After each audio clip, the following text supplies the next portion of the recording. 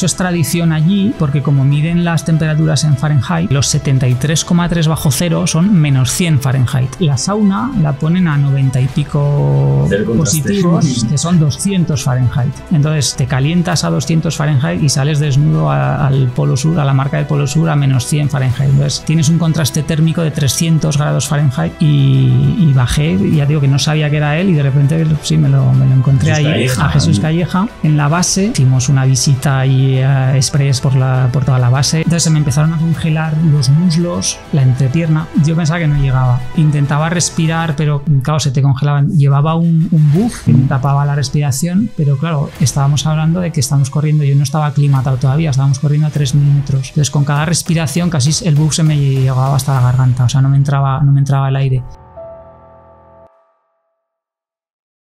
Aventureros, bienvenidos a este tercer episodio de AdventureCast, vuestro podcast de viajes y aventuras. Y hoy es un día muy especial porque tengo delante de mí a un científico, a un físico concretamente, que hace ya un tiempo estuvo en la Antártida, estuvo en el Polo Sur, en una de las zonas más remotas y más inhóspitas del planeta. Nos va a contar su historia, que hizo allí una serie de movidas muy raras, muy extrañas, con partículas, neutrinos y telescopios. Así que muy buenas, Carlos. ¿Qué tal estás, Carlos Pobes? Un saludo a todos. Un placer estar aquí, Carlos.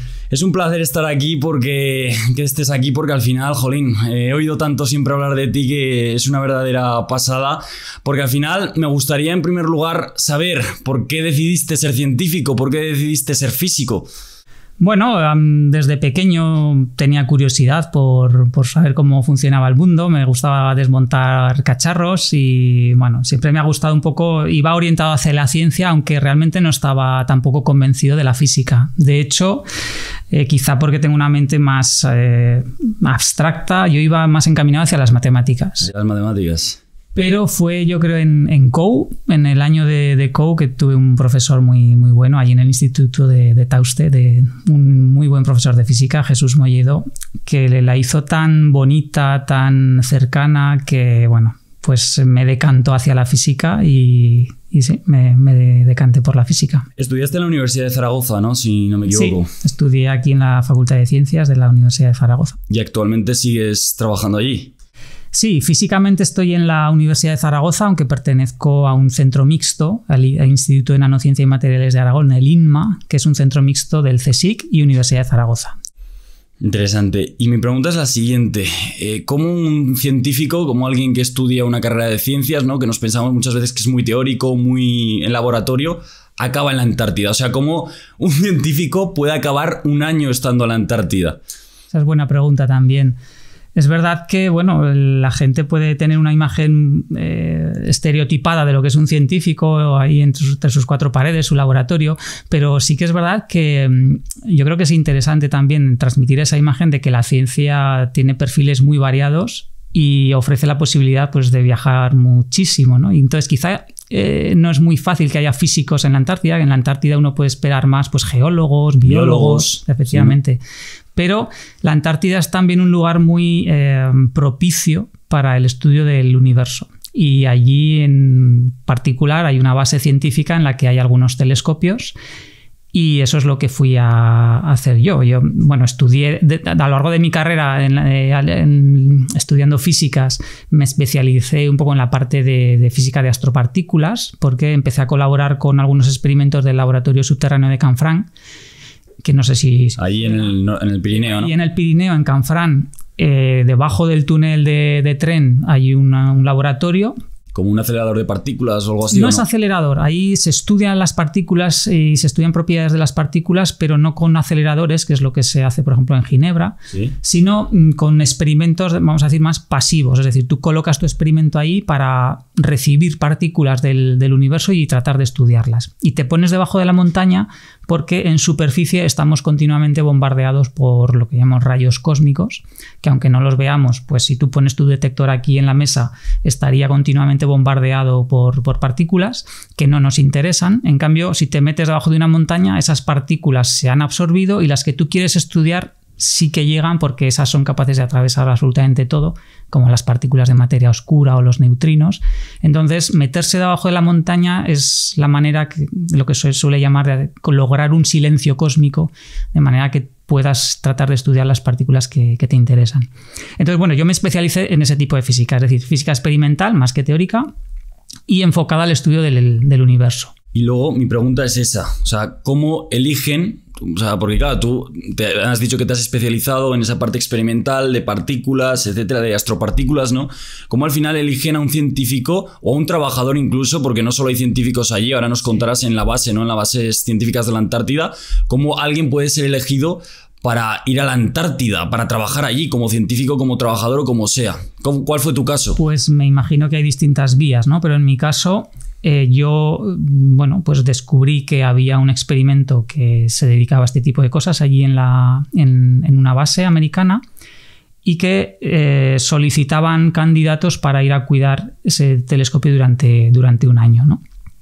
Entonces, bueno, este experimento está gestionado por la Universidad de Madison, que es una universidad en Estados Unidos, y cada año abren una convocatoria en la cual tú pues envías tu currículum y tu, digamos, carta de motivación de, bueno, por qué quieres o por qué crees que podrías trabajar ahí. O sea, como una especie de carta de presentación, entonces, ¿no? Sí, es una carta de motivación, tu currículum y bueno, hay una serie de fases. Es decir, la primera fase, por supuesto, es eso, pues que evalúen tu currículum y consideren que tu perfil se adecúa a lo que se va a requerir allí. Que básicamente ellos buscan perfiles técnicos en general, científicos, no necesariamente un físico. Puede ser, pues también hay ingenieros. Médicos, ¿no? También vi que había algo, tenéis algún médico allí. Sí, hay médicos en la base, pero no para el experimento este en concreto, ¿vale? Para el experimento, un perfil en general técnico de pues, ingenieros, es, digamos, gente que tenga un cierto control pues, de manejo de ordenadores con Linux y un poco de cacharreo de laboratorio es suficiente para lo que es la parte más técnica. Y luego también evalúan un poco tu perfil personal, y a mí pues siempre me había gustado el deporte y la aventura, había pues estado por el Pirineo, por los Alpes, entonces bueno, ese tipo de perfil entiendo que también, aunque no sea imprescindible, pero en este caso pues yo creo que sí que jugó un papel. Un perfil también científico más aventurero, ¿no? Sí, eso es. Hay que tener en cuenta que, digamos, la labor que yo iba a hacer ahí era eso, cuidar de este telescopio, de un telescopio de neutrinos, durante un año entero, porque durante 8 meses en particular las condiciones en esta base son tan extremas que los aviones no pueden volar. Entonces te tienes que quedar encerrado en la base durante 8 meses. Entonces, sí es verdad que son unas condiciones, aunque la base, o lo comentaremos si queréis, pues hay una serie de comodidades y en ningún momento tienes la sensación de estar en unas condiciones tan extremas, pero es cierto que bueno, las condiciones son realmente extremas y entonces sí que exigen, aparte de las condiciones de aislamiento, ¿no? El estar pues tanto tiempo sin salir de ese sitio, lejos de la familia, en fin. Entonces sí que requieren de alguna manera un cierto perfil psicológico que... Sí, un poco más duro, preparado para la adversidad, porque al final... Sí. De hecho, bueno, a lo largo de las entrevistas pues es un poco en lo que inciden, ¿no? Aparte de la parte técnica, pero eso ya digo que en realidad no se requiere tampoco de una formación muy especializada, simplemente con saber un poquito de administración de Linux y haber trabajado un poco en laboratorio pues es suficiente, pero bueno, sí que inciden bastante en la parte más psicológica. O sea, es más importante la mentalidad que podríamos decir, sí, los conocimientos científicos que puedes tener. Entiendo que pesan las dos cosas, pero en este caso particular la parte personal y psicológica obviamente pues cuenta bastante. Y después de esta carta de presentación, estas entrevistas tenías que ir a hacerlas a Estados Unidos, ¿venían ellos? ¿Eran online? ¿Cómo era el proceso de selección? El proceso completo empezaba a mí me contactaron, además fue más o menos por estas fechas. Yo creo que la solicitud la envié en torno a marzo, finales de marzo, y a mediados de abril más o menos me llamaron por teléfono. Y entonces fue una primera entrevista telefónica. Que yo ya con eso ya me di por satisfecho y dije, bueno, pues está bien, ¿no? Pues una experiencia, yo no pensaba ni que me iban a llamar ni nada y bueno, pues ya fue de por sí una experiencia. Me imagino que llamarán a mucha gente y luego irán haciendo como entrevistas con cada vez menos gente, ¿no? O algo así. No sé exactamente. El proceso internamente yo nunca he sabido realmente ni cuánta gente empezamos ni cuántos currículums reciben. De hecho, tampoco me interesé demasiado en saber. Yo iba pasando fases y dije, bueno. Entonces, bueno, esa fue la primera, fue una entrevista telefónica. Y la segunda fase, que ya es cuando me empecé a poner un poco nervioso, es cuando me invitaron a Madison a una entrevista hasta Estados Unidos. A Estados Unidos, un fin de semana o 3 días, que fue un viaje bastante intenso, para una entrevista personal.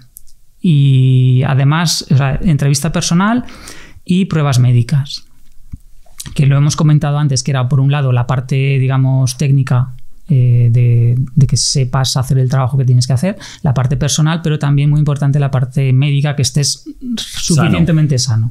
Entonces sí que, pues bueno, te pagan el vuelo y todo allí y te hacen un examen, un chequeo médico de arriba abajo, y luego pues estás 2 días entero de entrevistas de todo tipo, vas pasando por distintas... Con psicólogos, entiendo también, ¿o no? ¿O eran solo más científicas, más técnicas? Eran más personal del experimento. Por un lado, las entrevistas más técnicas de cuál ha sido, pues, tu trayectoria profesional, y luego la parte un poco más personal, pues eso, pues de cómo enfrentarías situaciones de estrés, o cómo crees que puedes llevar el aislamiento o los meses de oscuridad total, o el estar lejos de la familia... Un poco toda esa parte más... Gente que me imagino que ya habría estado allí incluso... O... Sí. Digamos que por un lado te reúnes con los responsables del experimento, te reúnes también con antiguos winterover, es decir, el puesto este se llama winterover porque estás a lo largo de todo un invierno. Entonces, pues bueno, también te reúnes con otros winterover que han estado ya allí, que tienen esa experiencia, pues un poco para ver si la persona que tienes delante pues puede dar un poco ese perfil. Y finalmente, después de esa entrevista de Madison, te llaman y te dicen que... Sí, de hecho, a España, me imagino. Vuelvo a España y, de hecho, bueno, esto era más o menos junio del 2011, que me quedaba yo con el... sin contrato, estaba yo ya un poco ahí en el aire, que no sabía qué hacer. De hecho, esto era en ese momento ya mi opción A y no tenía muchas posibilidades. Tenía alguna opción, pero realmente... ¿Te apetecía? Volví con muy buenas sensaciones. ¿Sí? O sea, y yo creía que tenía bastantes posibilidades. Entonces me llevé bastante chasco cuando me llamaron para decirme que estaba primer reserva. Es decir, que les había gustado mucho mi perfil y tal, pero que estaba primer reserva. Entonces, claro, durante unos días pues estuve que no sabía muy bien qué hacer. La verdad, pues la decepción esa, ¿no? Grande. Y al poco tiempo me llamaron para decirme, mira, pues uno de los candidatos no ha superado todas las pruebas médicas, si quieres estás dentro. Y bueno, pues no me lo pensé. Esto era julio más o menos, en menos de un mes tenía que estar en Estados Unidos para iniciar el entrenamiento. Y bueno, la verdad que fue un periodo bastante estresante pues bueno, de repente... Claro. Verte fuera, de repente decirte, oye, que ya te vas a Estados Unidos y venga, a prepararte. Y es eso. No solo, bueno, todo lo que supone, ¿no? El ir allí, los nervios, el ver si vas a estar preparado realmente, ¿no? Porque pues, al principio sí que te ves capacitado, pero una vez que de verdad te dicen, venga, que sí, pues entonces sí que se te cae un poco el mundo encima. Y dices, ostras, a ver si voy a responder, si no... Pero bueno, con el estrés de todos los papeleos, de la maleta, de todo esto, no te da tampoco mucho tiempo a pensar, ¿no? Esto viene un poco también más adelante. Y luego esa también es mi pregunta, lo que has dicho. Ese entrenamiento, ¿cómo fue desde que te dicen que sí, que ya vas ese entrenamiento a Estados Unidos hasta el viaje? O sea, ¿cómo es toda esa preparación hasta que llegas a la Antártida? Bueno, yo llegué allí a finales de agosto más o menos, 2011... Y el entrenamiento fundamentalmente eran unos 2 meses ahí en Madison primero, que consiste fundamentalmente, aparte de un montón de papeleos que tienes que ir haciendo de nuevo, entrenamiento en las distintas partes del instrumento, ¿vale? De hecho, allí en Madison tienen como una réplica de las distintas máquinas que tú te vas a encontrar en el Polo Sur. Entonces tienes que conocer, no al detalle, pero al menos sí toda la estructura. Hay pues un montón de ordenadores que gestionan toda la información que está recogiendo el instrumento continuamente, de manera continua. Entonces, la labor realmente que tiene el Winterover allí, una vez que va allí, es intentar garantizar que el instrumento está tomando datos. El Winterover, que es, perdona, es el trabajador, el ¿no? Trabajador, el vale. puesto se llama así, ¿no? Tu puesto es de Winterover. Vale. Entonces, tu labor fundamentalmente es garantizar que el instrumento está tomando datos la mayor parte del tiempo posible. Siempre hay unas paradas técnicas pues para hacer calibraciones y tal. Pero tú tienes que estar capacitado para que si ahí surge cualquier incidencia, pues tratar de resolverlo lo más rápido posible. Entonces, durante esas semanas te intentan formar en todos los elementos que forman parte de esa cadena de máquinas, de ordenadores, de procesamiento de la información. Del hardware, un poco del software. Y luego sí que faltaba la última fase, que era lo que comentabas tú antes de la parte psicológica, el visitar a un psicólogo. Hay una entrevista psicológica, que es lo que llaman, lo denominan con las siglas PQ, ¿no? de Psychological Qualified o algo así. O sea, el hecho de que te den ya el visto bueno para poder viajar allí, necesitas pasar por esta entrevista psicológica. Y eso fue allí durante esos 2 meses. Entonces, claro, también vives con esa incertidumbre de decir, ostras, es que me falta todavía ese paso, a ver si después de haber venido aquí, de toda la movida, me dicen que no va. Que no tu perfil psicológico no casa con lo que... Entonces sí que fue un poco de nervios. Esto se hizo en Denver. En Colorado. En Colorado. Allí nos mandaban a hacer también formación antiincendios, ¿vale? Porque además de controlar el experimento, cuando vas allí, claro, si ocurre cualquier cosa no puedes llamar a emergencias. No hay bomberos. No hay bomberos. Entonces, tú tienes que formar parte de alguno de los equipos de emergencias. Entonces, hay un equipo médico, hay un equipo antiincendios, hay un equipo de lo que se llaman primeros first responders, la gente que llega primera al incendio o incidente. Sí. Y son los que deciden qué hace falta, ¿no? A quién hay que movilizar, cuál es el perímetro de seguridad, etcétera, ¿no? Los que gestionan un poco eso. Entonces, a mí y a mi compañero Sven, que íbamos a estar 2 a cargo del telescopio, nos metieron en el equipo antiincendios. Y eso supone también una fase de entrenamiento, porque yo no había cogido un extintor en mi vida. Entonces, también fue curioso, ¿no? Esa parte de entrenamiento fueron 1 o 2 semanas en Denver. O sea, en total, más o menos, ¿cuánto estuviste en Estados Unidos preparando tanto la parte técnica como la psicológica y finalmente...? 2 meses aproximadamente. Es decir, yo... volví aquí a mediados de octubre aproximadamente, es decir, de mediados de agosto a mediados de octubre, y tenía una semana para despedirme de la familia, hacer una maleta y volar a la Antártida. Y eso me gustaría saber. ¿Cómo es el viaje a la Antártida? Porque claro, nosotros nos imaginamos mucho un viaje a Estados Unidos, como tú has dicho, un viaje, yo qué sé, a cualquier país del mundo, incluso a Australia, ¿no? Zonas que están muy alejadas de Europa. Pero claro, ¿cómo es un viaje a la Antártida? ¿Qué aviones se cogen? ¿Cuál es el proceso a seguir? ¿En qué aviones fuisteis? La verdad que es un viaje fascinante. O sea, para cualquiera que le guste viajar, es irse al culo del mundo, literalmente. Entonces, hay distintas maneras de viajar dependiendo del programa científico, etcétera. Entonces, el programa científico americano tiene su base central en Nueva Zelanda. Con lo cual, lo primero de todo es ir a Nueva Zelanda, que es las antípodas de España. Entonces, sí. No recuerdo qué día fue, si el 20 y pico de octubre, cogí mi maleta en Delicias, la estación de Delicias, un AVE a Madrid. En Madrid, un avión con escala en Abu Dhabi. Un avión normal, ¿no? Un avión normal, sí, comercial. Una línea comercial que te lo compra el experimento. Se encarga de reservarte tu itinerario para ir de Madrid a Nueva Zelanda. Pero haciendo escala, ya te digo, en Dubái, me parece que hicimos, en Bangkok, en Sydney y ya en Christchurch. La base está en Christchurch. ¿Vale? La capital es Auckland, en la isla norte, y el centro antártico está en la isla sur. ¿Vale? ¿Que es americano? ¿Es estadounidense? No, a ver, el centro antártico, digamos que da también servicio al programa polar italiano, por ejemplo. ¿Vale? O sea, hay varias, internacional, más o menos. Sí, pero digamos que la base se establece allí. Entonces tú llegas allí a Nueva Zelanda y aparte, pues bueno, de que te gestionan un poco todo, lo primero es entregarte la ropa que vas a necesitar allí, porque no te la tienes que comprar.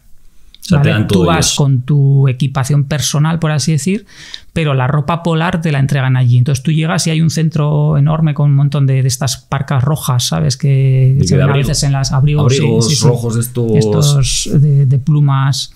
Pero aparte de eso... Aparte de eso tienes un par de petates naranjas con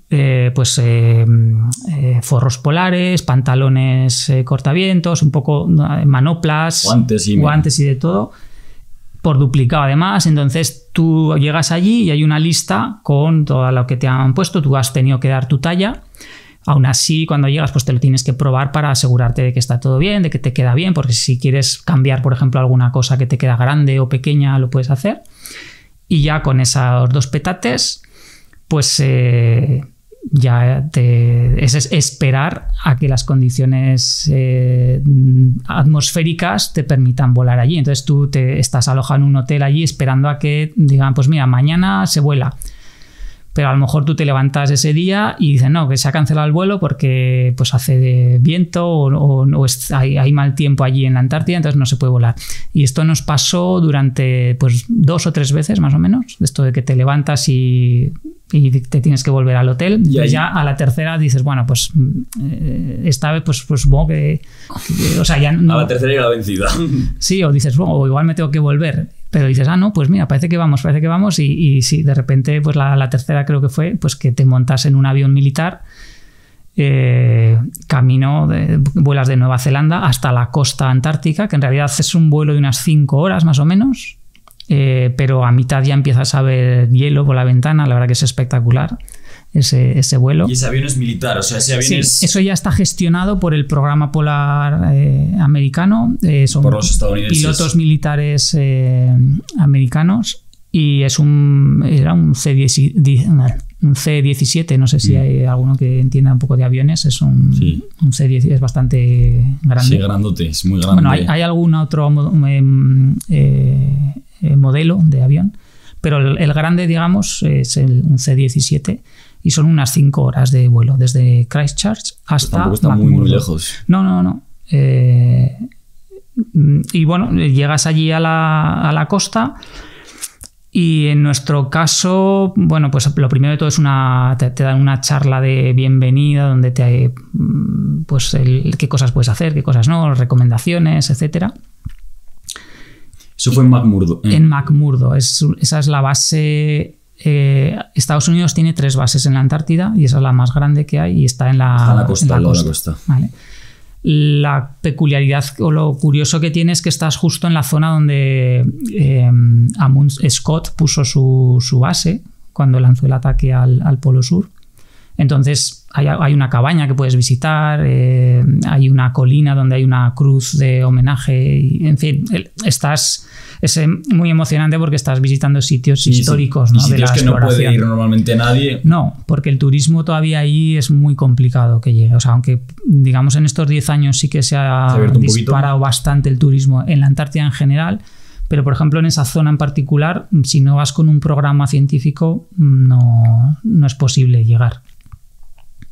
Entonces, bueno, y allí fue donde viví mi primer sol de medianoche, porque pues eso, llegas allí y ya es de día todas las 24 horas del día. Entonces sí que recuerdo eso, a las 12 de la noche ver que está completamente de día.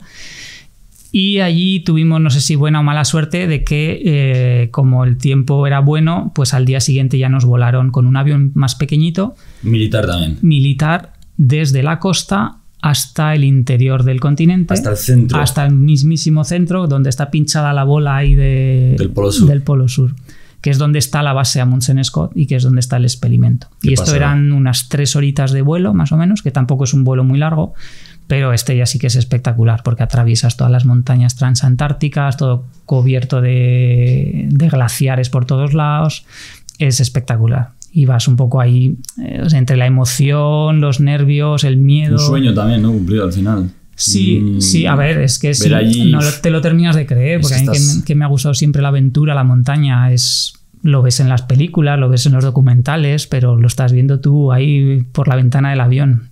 Y bueno, me compré una cámara, yo que no había hecho mucha foto, pero iba ahí con la cámara disparando y espectacular, la verdad.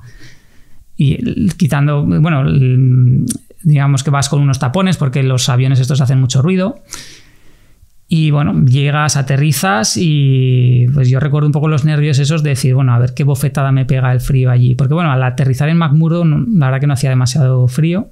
¿Cuánto era más o menos? No recuerdo la temperatura, pero podría estar entre 0 y 10 bajo cero, bueno, más o menos. 0 grados, ni frío ni calor. Ni frío ni calor. Pero al aterrizar allí en el Polo Sur sí que nos recibieron con unos 40 bajo cero más o menos. Buena bienvenida. Sí. Fría bienvenida. Sí. Entonces, bueno, estás un poco ahí nervioso de decir, ostras, ¿sabes? ¿Y eso era verano? Sí, claro, era el verano. Comienzo del verano. Claro, madre mía, qué locura. O sea, 40 grados bajo cero en verano. Sí. Madre mía, qué barbaridad. ¿Y en invierno qué temperaturas alcanzabais allí? Pues la mínima fueron 76 bajo cero. 76 bajo cero, madre mía. Madre mía, qué barbaridad. Luego también te quería preguntar, claro, tú llegas allí ya y ¿cómo es la base por dentro? ¿Qué os hacen hacer allí? ¿Cómo son los primeros días al final que estéis allí? A ver, te impresiona un poco todo. La base es el tercer asentamiento que hay allí, porque el primero que hubo fue en 1956-57, que eran unos barracones que construyeron ahí en unos meses. En los años 80 o algo así se sustituyó con una cúpula, que esa, quien tenga un poco de curiosidad seguramente es la imagen que tiene del Polo Sur. Había como una esfera y la vida se hacía dentro de eso, ¿no? Y en los años 2000 sustituyeron eso ya por una especie de hotel. O sea, si uno busca ahora imágenes del Polo Sur, lo que se ve es un edificio gris, enorme, un poquito elevado para que no lo entierre la nieve. Y es enorme, es decir, es como una especie de hotel. Entonces tú llegas allí y te reciben, es bonito porque además te reciben por el nombre, o sea, ya te están esperando, ¿no? Hombre, Carlos, venga. Como si te conocieran de toda la vida. Claro, dices, ostras, jolín.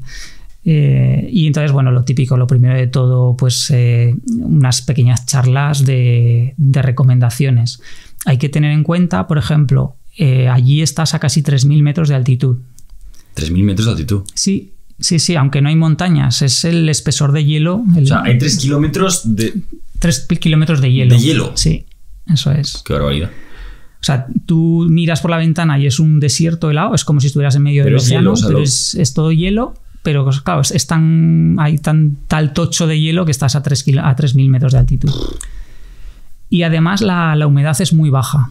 Entonces lo que te recomiendan muchísimo es beber mucha agua los primeros días, no hacer muchos esfuerzos para ir aclimatando poco a poco, claro. Entonces, y luego pues bueno, pues te empiezan a dar vueltas por la base enseñarte la base, un circuito para que conozcas, bueno, te llevan a tu habitación.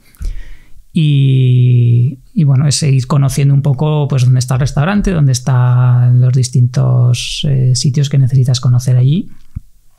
Pero ya digo, es como un hotel, o sea, tienes tu zona de trabajo, por supuesto, y entonces esos primeros días tienes que dividir tu tiempo entre hacerte a la base, conocer un poco todo tu sitio allí y empezar a conocer cómo manejar el experimento, porque una cosa es lo que has aprendido en Madison y otra cosa ya es el experimento de verdad, ¿no? Aquí me gustaría llegar.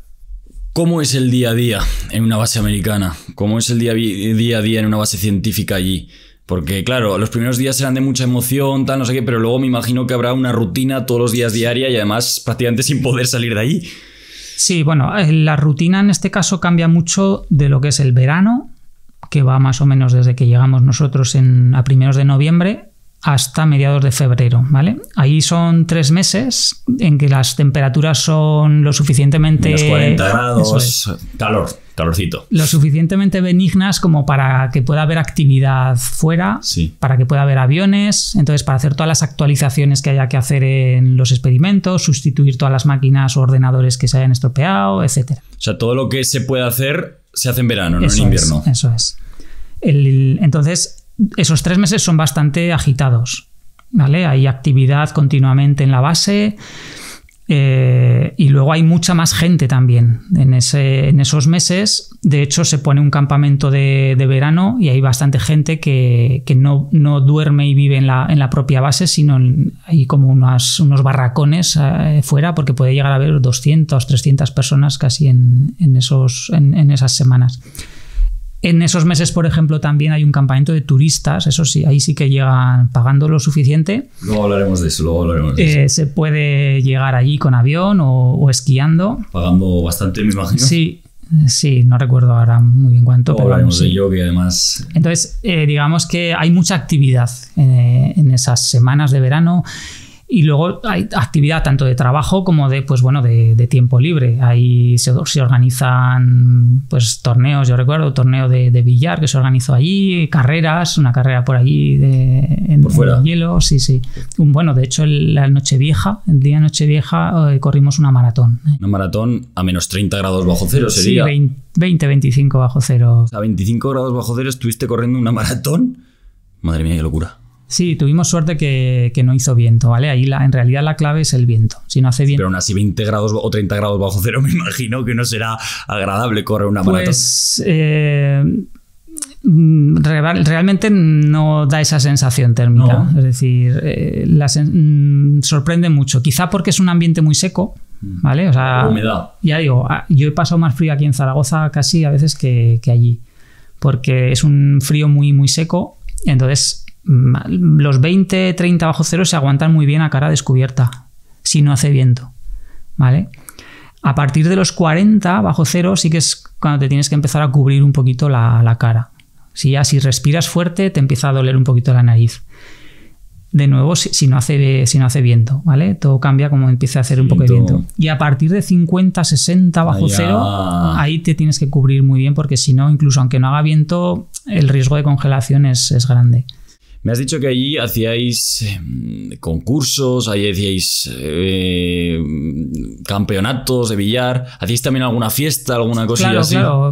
Se aprovecha ahí para celebrarlo todo. O sea, Navidades, se celebra una comida ahí especial, Nochevieja y Año Nuevo. Luego, por ejemplo, se celebra también el momento en el que se cierra la base, es decir, en el momento en el que se va el último avión, que es en torno al 15 de febrero más o menos, porque ahí ya las temperaturas rondan los 60 bajo cero y ya, pues bueno, ya no es muy recomendable volar allí. Entonces eso también se celebra, y luego se celebra, hace poco de hecho lo han celebrado, que es cuando se oculta el sol. Porque una de las peculiaridades que tiene el Polo Sur allí, justo los 90 grados sur, es que solo tienes un anochecer y un amanecer al año. Es decir, durante 6 meses tienes el sol dando vueltas las 24 horas del día, y durante otros 6 meses no ves el sol en ningún momento del día. 6 meses son de día y otros 6 meses son de noche. Eso es. Bueno, de noche cerrada son 4 meses. Entonces tienes 4 meses de noche cerrada, 2 meses de amanecer y anochecer. El amanecer es de 2 meses. Eso es. Bueno, un mes de anochecer y un mes de amanecer, más o menos, ¿no? Pero son 6 meses en los que no ves el sol, y otros 6 meses en los que el sol está continuamente ahí dando vueltas. Entonces eso se celebra también, son momentos especiales, el momento en el que se oculta el sol, también hay una cosa que se celebra, que es el midwinter, es decir, el momento en el que estás justo a mitad de invierno, que es un poco, pues bueno, decir, venga, ya hemos pasado la mitad, ¿no? de lo que es la fase de aislamiento. Y luego el sunrise, que se llama, ¿no? La salida del sol en septiembre se celebra también. Y luego, entre medias, pues bueno, los americanos ahí celebran el 4 de julio, pues también se hace alguna celebración. Sí, bueno, se pueden a veces ver películas, en fin, partidas. Sí, vamos, hacéis una vida normal allí, sí, o lo más normal posible que se pueda hacer en el Polo Sur. Es decir, es importante el mantener una actividad social también. Deporte, me imagino que tendréis algún gimnasio, alguna cosa así. Hay una cancha en esa base y un gimnasio. Entonces había gimnasio con cintas de correr, entonces yo corría bastante ahí en las cintas, y luego había gente que organizaba partidos de fútbol o de baloncesto en la cancha. ¿Y la comida? ¿Cómo es? Pues mira, la comida también es una parte importante para tener la moral alta, y entonces había un equipo de cocineros, había 4 cocineros, Y la verdad que, bueno, dependiendo un poco de... Teníamos un cocinero que era cubano y solía hacer bastante comida así mexicana, comida mexicana también, o en fin. Teníamos también helados, un carrito así con helados que te podías servir siempre cuando quisieras. Siempre que quisieras. Entonces, bueno, sí que recuerdo que me daba buenos homenajes, porque bueno, como luego eso lo quemabas bastante. Haciendo maratones a 90 grados bajo cero, sí. Pues entonces, sin problema. Sí que me daba buenos homenajes. ¿Y alguna comida especial teníais? O sea, cuando por ejemplo era Nochevieja, Nochebuena. Sí, es decir, esas celebraciones se organizaba una cena especial, ¿no? Entonces, ahora no recuerdo muy bien lo que se podía servir, pero bueno, sí que recuerdo que se hacían varios turnos. Entonces tú servías, por ejemplo, si te tocaba comer en el segundo turno, pues durante el primer turno hacías tú de camarero, ¿no? para tus compañeros, ¿no? Y al revés. Entonces se hacía un poco esa ceremonia especial o esa cena especial. Vamos, que en general comíais de todo ahí, o sea, nos faltaba verdura, fruta. A ver, lo que empieza a escasear enseguida son los productos frescos. Porque ahí tenéis alguna, quizás es una tontada lo que voy a decir, pero algún huerto dentro de algún invernadero, no sé, lo estoy diciendo sin saber. Hay un pequeño invernadero con cultivos hidropónicos, o sea, de estos que no necesitan tierra, que están solo con agua. O sea, no necesitan tierra. Entonces, ahí se cultivaban algunas lechugas.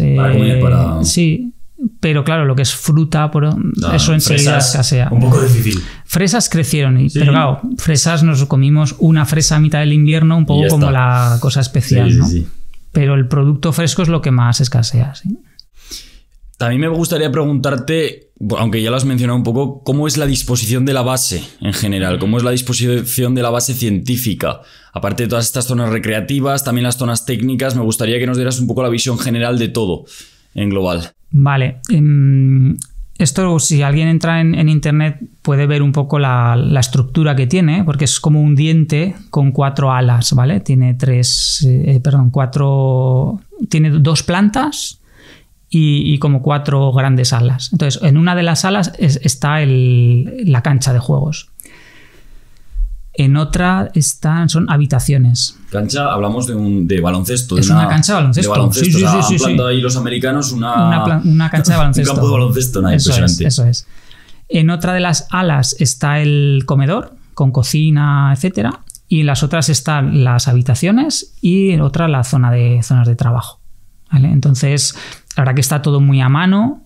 Entonces, tú de tu habitación a tu zona de trabajo o al comedor, realmente pues está todo a 2 minutos. ¿Porque las habitaciones eran compartidas o tenéis? En verano hay algunas compartidas, pero creo que la gente que íbamos a pasar el invierno, yo estuve en habitación individual en todo momento. O sea, en el invierno te cambian a una habitación más grande, pero durante el verano estuve en una habitación un poquito más pequeña, pero individual. Y todas estas zonas científicas, técnicas, ¿cómo son? Porque hemos estado hablando de lo que has dicho, el gimnasio, la cancha de baloncesto, toda la zona para comer, cenar, etcétera, pero ¿cómo es la zona técnica? Pues ¿Hay algún acceso, ¿hay algún acceso restringido? O ¿cómo es en general toda esa zona?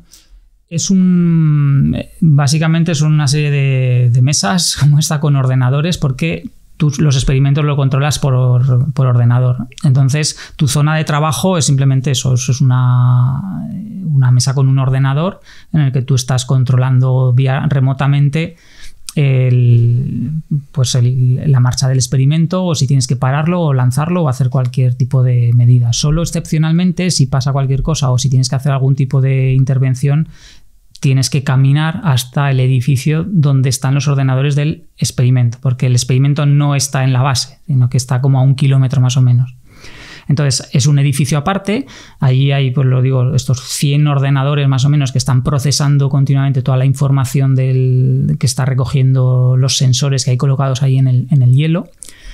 Entonces, a veces sí que hay que ir hasta ese edificio para, pues bueno, hacer medidas o resetear a veces simplemente uno de los ordenadores que se ha quedado ahí un poco tonto, pero si no, lo estás controlando desde tu ordenador en la zona de trabajo de la base. Pero eso es una mesita con tu ordenador, con la foto de mis hijas allí, y sí, es como una zona habitual de trabajo. ¿Y hay alguna zona más aparte de esta zona técnica y de la zona más recreativa? O sea, ¿tenéis otras zonas más especiales o...? Había una sauna también, por ejemplo. Había una sauna, había una sala, digamos, de vídeo donde podías ver películas. No había tele, pero... Pero tú has ido a investigar o has ido a un resort. Porque qué barbaridad. Hombre, a ver, piensa que estás ahí las 24 horas del día. Qué pasada. Entonces da tiempo para todo. De hecho, fíjate, una de las cosas en las que, sobre todo aquí en Zaragoza, afortunadamente no, pero en las grandes ciudades, mucho del tiempo de la gente se pasa en transporte público. Allí, claro, como digo, tienes todo a 30 segundos. El gimnasio en 20 segundos, a la biblioteca también. Eso es. A tanto. Y no tienes que perder tiempo tampoco en ir a comprar ni esas preocupaciones porque está todo gestionado. O sea, yo lo recuerdo y es el año más fácil de vivir de mi vida porque, o sea, todas las preocupaciones que uno tiene en su día a día no están. O sea, tú ahí solo te tienes que preocupar del experimento y de sobrevivir. Y es muy fácil, ¿no?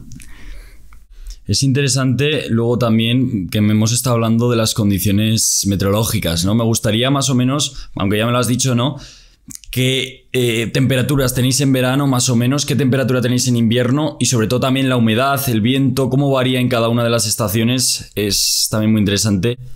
Pues, como os decía, el verano más o menos que dura entre octubre, noviembre y febrero, las temperaturas van desde los 40, 30 y pico bajo cero hasta 20 bajo cero. Nosotros vivimos ese año el récord de calor. ¿Y cuál era? Que fue el día de Navidad y durante unas poquitas horas, porque fue muy poco, fueron unos 12 bajo cero. 12 bajo cero, el récord de calor. El récord de calor. O sea, allí estamos hablando de que desde que hay una base científica no se ha medido una temperatura más alta que 12 grados bajo cero. Eso es. ¡Qué locura!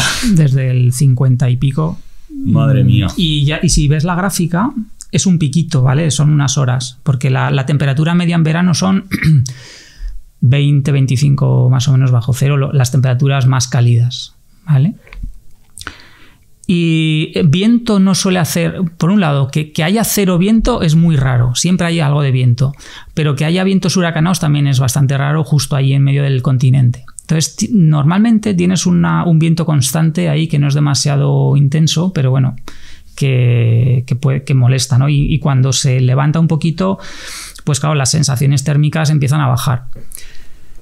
Las temperaturas más o menos a mediados de febrero, que es cuando se van los aviones, pues ya caen en torno a los 50, 60 bajo cero. Y más o menos en estas fechas de abril es cuando ya se alcanza eso. Pueden alcanzar las temperaturas de 70.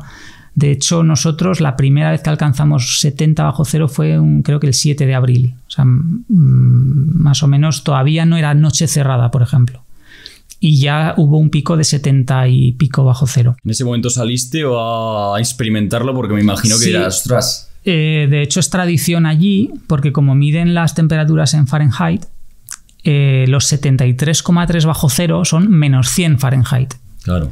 Y entonces la sauna la ponen a 90 y pico positivos, que son 200 Fahrenheit. Entonces te calientas a 200 Fahrenheit y sales desnudo al Polo Sur, a la marca del Polo Sur, a menos 100 Fahrenheit. Entonces tienes un contraste térmico de 300 grados Fahrenheit y por eso lo llaman el Club de los 300. Entonces es algo como así especial porque ocurre una o dos veces durante el invierno solo. Y bueno, es una experiencia curiosa. Deberá ser luego otra vez enseguida para la sauna, porque en cuanto sales por ahí... En el momento en el que pierdes... O sea, al principio no notas ese frío, es una sensación un poco curiosa, pero en el momento en el que pierdes el calor corporal, pues claro, te empieza a notar el dolor. De hecho, sabes que en inglés las congelaciones lo llaman frostbite, que es un poco como el mordisco del hielo, y efectivamente tú notas como pinchazos o como mordiscos, ¿no? En las zonas así menos irrigadas, en la nariz, por ejemplo, ¿no? Notas un poco eso y entonces sí que te tienes que meter rápidamente en la base. Pero bueno, digamos que el riesgo es mínimo, ¿no? Porque estás muy cerca de la seguridad de la base. O sea, no es como irse al Himalaya, en el que ahí efectivamente pues, el riesgo de congelación es muy grande. Y luego la humedad, me has dicho que solía ser seco, pero ¿había algún momento en el que la humedad era mayor o cómo iba? No, de hecho, bueno, a ver, la humedad fuera, creo que, porque esto es la humedad relativa, ¿no? como la temperatura es tan baja, la humedad relativa afuera es relativamente normal. Pero en el momento en el que entras en la base, que la cantidad de humedad es la que es, pero la temperatura es normal, en la base pueden ser 20 grados o por ahí, o 18 más o menos, la humedad relativa baja muchísimo. Entonces, una de las cosas que notas sobre todo al principio también es la sequedad de la piel y cuando tocas cosas que te dan garrampas, ¿no? Los chispazos que notas muchas veces. Entonces, sí se nota sobre todo, hay que tener mucho cuidado con la electricidad estática, con los equipos y tal. Por eso. O sea, con el típico globo que frotamos y nos da garrampazo. Sí, por eso, porque la humedad es tan baja que se cargan mucho las cosas de electricidad estática. ¿Y alguna cosa que quieras más reseñar en cuanto a meteorología? Algo que dijeras, madre mía. Pues mira, lluvia es imposible, nevadas. Nieva muy poco. De hecho, la Antártida está considerado un desierto. ¿Está considerado un desierto? En cuanto a precipitaciones, ¿vale? Pues lo que se acumula allí anualmente son unos 20 centímetros de nieve al año. Solo, ¿vale? Pero claro, a lo largo de miles de años es como no se derrite nada, pues llegas a acumular 3 kilómetros de espesor. Así es como se han conseguido esos 3 kilómetros durante millones de años, me imagino. Ni siquiera tantos millones, ¿eh? Ya digo que a escala geológica no es tanto, son unos cuantos cientos de miles de años si te echas la cuenta y no hace falta mucho más.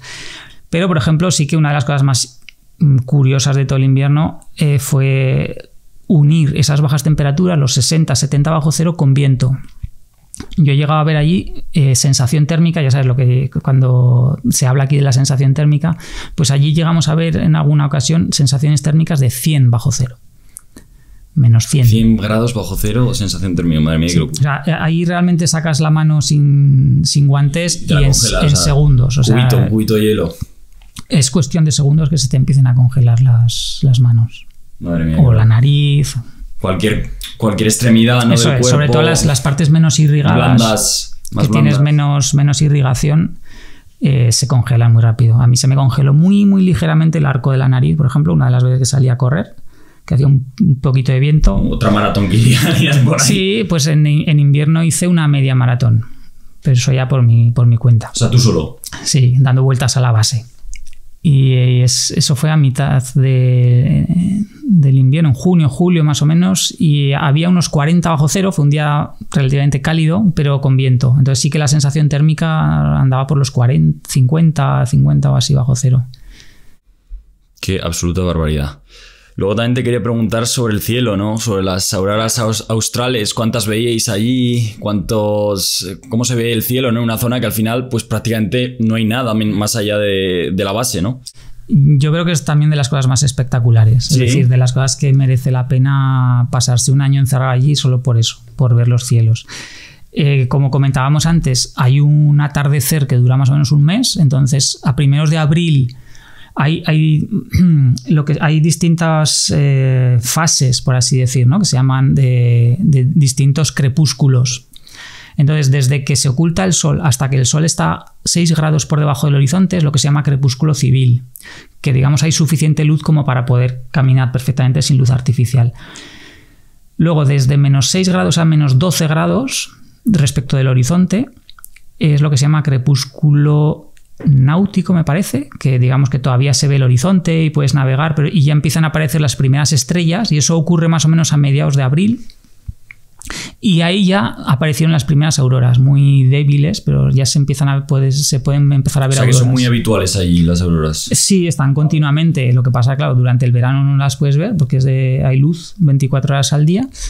Y durante el invierno, claro que ahí sí que tienes ya a partir de finales de abril, mayo, noche cerrada, las 24 horas del día, pues si hay un poquito de actividad solar, se ven siempre y cuando esté despejado, porque eso no siempre ocurre tan bien. Entonces, pero claro, tienes 4 meses de noche cerrada las 24 horas del día, entonces es muy habitual poder ver auroras. De hecho, nosotros llevábamos encima una radio de seguridad, y uno de los canales de la radio era la alerta de auroras. Entonces, si alguien veía auroras, por ejemplo, pues le mandaba una alerta para que la gente, si quería salir a verlas, entonces pues te podías vestir si estabas en la habitación, coger tu cámara de fotos, salir a darte un paseo y a echar fotos a las auroras. Y es realmente espectacular. La primera impresión, eso sí es verdad, que es un poquito de decepción en el sentido de que tú has visto unas fotos espectaculares de auroras con unos colores tremendos, súper intensos, de un colorido muy variado, pero las primeras veces tú ves unas cosas más o menos grises. O sea, tu ojo no es capaz de captar tantos matices, porque tú la foto pues tienes varios segundos de exposición. Claro. Pero las más intensas sí que llegas a ver el tono verdoso, sobre todo. Y lo que más quizá llama la atención es el movimiento. O sea, al principio te parecen como si fueran nubes, pero claro, son nubes que serpentean, que se mueven. O sea, realmente llega a ser muy espectacular. Y luego ya eso, una vez que hay noche cerrada y que está despejado, pues la Vía Láctea y los cielos allí que casi te deslumbran. Sí es verdad que yo he llegado a ver noches en el Pirineo muy similares, o sea que no le tienen nada que envidiar. Pero lo bonito también allí es que estás en el hemisferio sur, entonces es un cielo totalmente nuevo. Ves las nubes de Magallanes, la Cruz del Sur, sí. Entonces la verdad que tengo varias fotos de esos cielos y son de las más espectaculares de todo el año. Joder, qué pasada. Y luego también con respecto a ver auroras astrales, ¿no? Lógicamente tenéis que salir de la base. Y mi pregunta es, ¿cuándo normalmente podéis salir de la base, es decir, al exterior, y cuáles son las normas de seguridad? Porque claro, me imagino que no siempre podréis salir, sino que tendréis unas ciertas normas que cumplir, etcétera. Vale, hay una serie de recomendaciones, pero realmente allí no hay puedes salir como tal quieras. Una prohibición. Sí, tú tienes libertad total para moverte por allí. Sí que, claro, si hay una serie de condiciones climáticas muy extremas, pues mejor no salir. No eres tan tonto como para salir. Y lo que sí que tienes que llevar encima, lo que te comentaba antes, una radio. Una radio de seguridad, ¿vale? De manera que si pasa cualquier cosa, tú puedes lanzar una llamada de aviso. Luego, todos los caminos, todos los edificios que están alrededor de la base están marcado el camino con banderas. Entonces, salvo que la visibilidad se reduzca muchísimo, es muy difícil perderse. Entonces, bueno, ya digo, simplemente con un poco de la recomendación es a llevar radio encima y tal, no hay una restricción como tal. Sí es verdad que a mí, como me gustaba salir a correr, pues una vez salí en la dirección de donde llegan los aviones, pero antes de que empezasen a volver de nuevo los aviones, pues no sé si me alejé 6 o 7 kilómetros a lo mejor. Que ya es, pero bueno, que prácticamente se veía la base y además está marcado todo con paneles y digamos que no hay pérdida. Y sí que recuerdo que mandé alguna foto, porque tú mandas semanalmente, tienes que mandar un informe de todo lo que ha acontecido en el experimento a los responsables del experimento, ¿no? Pero en realidad en ese informe lo que la gente está esperando sobre todo son las fotos que tú pones ahí. Entonces les puse una foto de, pues eso, desde lo más alejado de allí, con la base ahí muy lejos. Y aquello les puso un poquito nerviosos y sí que me dieron un toque de atención. ¿Qué estás haciendo? Y me dijeron, hombre, sería mejor que no te alejases un poquito más, que no te alejases tanto de la base. Y dije, bueno, vale. Pero bueno, no había ningún problema en ese sentido. ¿Vale? ¿Tenéis motos de nieve o algo? Sí. O sea, ¿tú te puedes coger una moto de nieve y darte una vuelta por ahí? Eso ¿O es. También? Están sobre todo para servicio, es decir, había gente también, hemos hablado de médicos, hay cocineros, estamos los responsables de los experimentos, pero hay gente también de mantenimiento que tiene que estar haciendo rondas por los distintos edificios.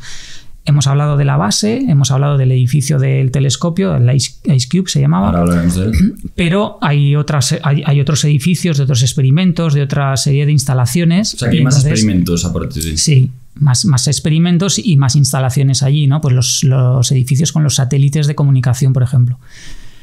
Entonces hay gente encargada de hacer rondas por todos esos edificios para ver que está todo correcto. Y entonces esas rondas sí que se hacen en moto de nieve. En verano es muy habitual, en invierno sí que se guardan en cubierto y si sales no se apagan nunca porque si no, no hay manera de encenderlas de nuevo. Lo que pasa es que yo me acostumbré a ir caminando a todas partes y no usé moto de nieve prácticamente, andando o corriendo. Pero ahora comentábamos al principio de todo un poco cómo eran las primeras semanas y una de las cosas que hace las primeras semanas es el cursillo para aprender a arrancar la moto de nieve y porque tienes que estar preparado para si hace falta pues poder usar una moto de nieve. Claro, me imagino que el medio de transporte más rápido que hay allí. Sí. Sí, hay otros que llaman el piston bully, que no sé muy bien lo que significa, pero es una especie de oruga, ¿vale? Que ahí sí que vas cubierto y entonces viene bien también para hacer rondas, puede venir bien, o para ir a zonas un poco más alejadas, pero lo más rápido desde luego es la moto de nieve.